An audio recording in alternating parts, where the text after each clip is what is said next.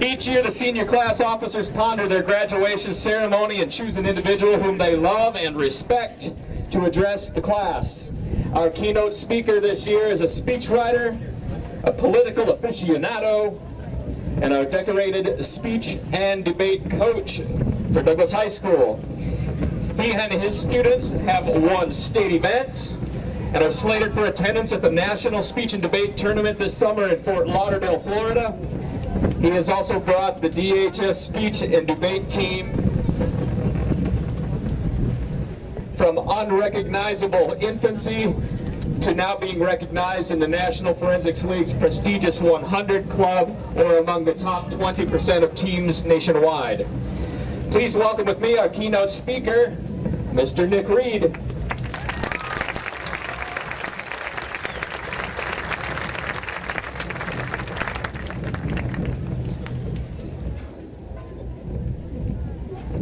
Yes, the winds of change are blowing. And I knew I should have memorized this speech. As was said, my name is Nick Reed, and I've been the Douglas debate coach for the past 8 years. As a debate coach, I occupy a unique place in the school. You see, I'm not a teacher, I'm a businessman, political consultant, speechwriter, insurance broker, and independent candidate for District 33 State House. But mostly, I'm a debate coach. And the days on end that I spend with a handful of these students, and in coming to know so many more, I become a teacher in a sense, but also a mentor, a friend, and really an encourager.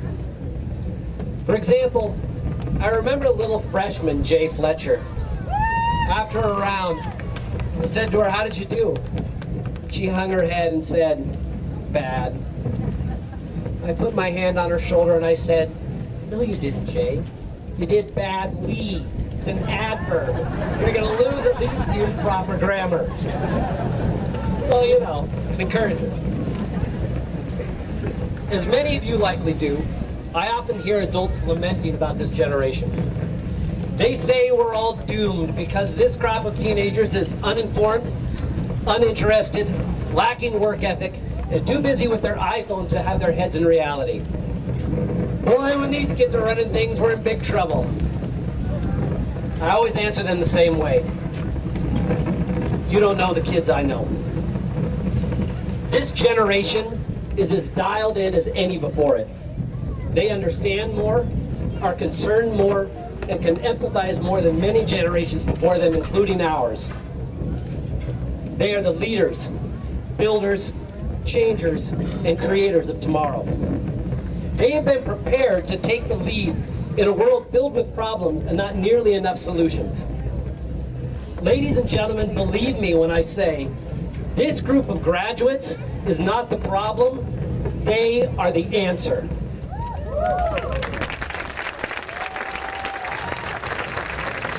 And to you graduates, this is your time. You have been held in this bubble called high school for 4 years, and your release into the big outside world is nigh. The door is indeed closing behind you. And no matter how much you yearn for one more math test from Miss Mogensen or one more essay from Miss Crone, you can't come back. So for you, I have a few words of wisdom. These are things I've told my debaters for years, and they can likely recite every one of them. The truth is, though, these are about much more than debate. They're about life.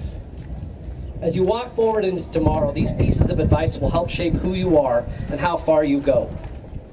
As with most worthwhile pieces of advice, I've learned some of this the hard way, some by simply walking it out. The first of these 18 life lessons, no, I'm joking, there's only 3, but be careful when you give the debate coach the mic. The first one is perhaps the most profound. If you can't argue against what you believe, then you don't really know what you believe. In other words, you can't defend your beliefs if you don't know the other side. Or put even simpler, question everything. What your parents or teachers or friends believe doesn't matter if it's not really yours. When there are decisions to be made, who are you and what do you stand for? That is the question you have to answer. For many of you, this next year will find you in college, listening to professors with brilliant minds and years or decades of study, research, and learning. They will speak with absolute conviction that comes with someone who is convinced they know the truth. And you will want to believe them. While much of what is said and taught really is true, don't stop questioning. Don't be afraid to challenge those who teach you, and don't settle for anything less than real answers. Don't be afraid to push back against the crowd and take a stand. Have the courage to admit that you're wrong and the knowledge to prove why you're right. And if you have any doubts, just call your old debate coach and he'll straighten you out. Right, Chloe? The rest of you are already smart and secure enough to face the real world. But the realities you face are much the same, whether it's friends, families, co-workers, or just the challenge of trying to figure out what you do next. Information and advice will continue to bombard you. Step back, ask the question why, and don't settle for lame answers or uneducated guesses. You owe yourself and the world more than that. Graduates, the truth is not afraid of your questions. The truth welcomes debate. Continue to learn, to push, to challenge. Because if you do, in the end, the truth will always win. And the truth will indeed set you free. Second, if you do the right thing, the right things will happen. That doesn't mean that it will always be what you want or what you think should happen, but trust me when I say that goodness yields goodness, and right yields right. There are many, many opportunities awaiting all of you where a decision will have to be made.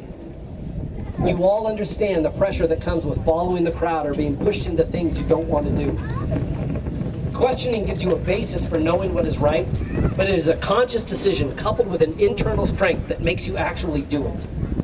And the more you exercise those muscles, the easier it gets and the more you can handle. Sometimes doing the right thing means putting yourself second. And when you only have you to worry about, that can be hard.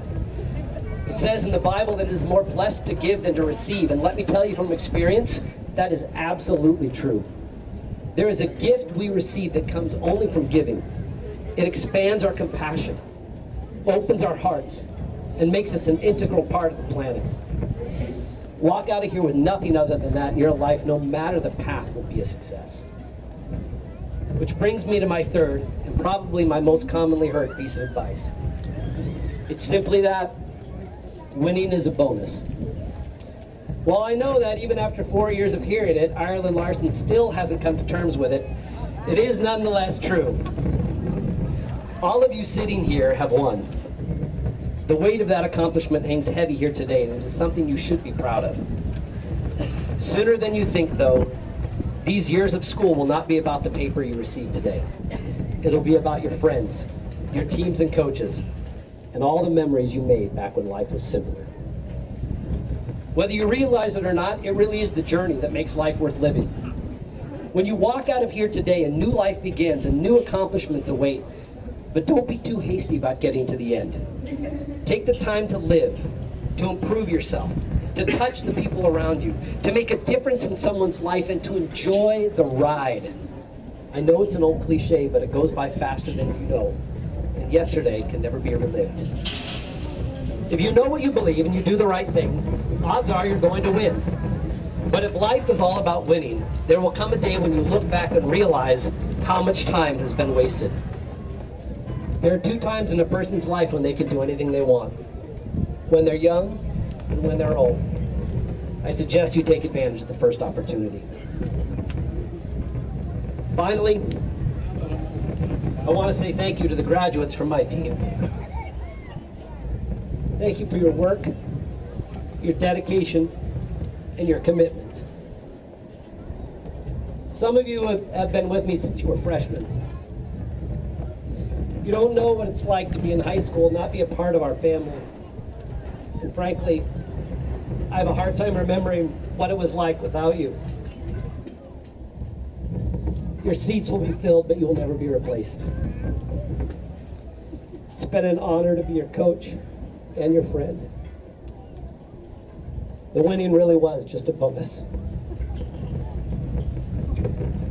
And for the Douglas High School class of 2018, step boldly into tomorrow. This chapter of your life is ending, but pick up your pen because the next one is written by you alone. Make it one of victory and discovery and goodness and kindness. But whatever you write, please, please use proper grammar. Thank you. Congratulations.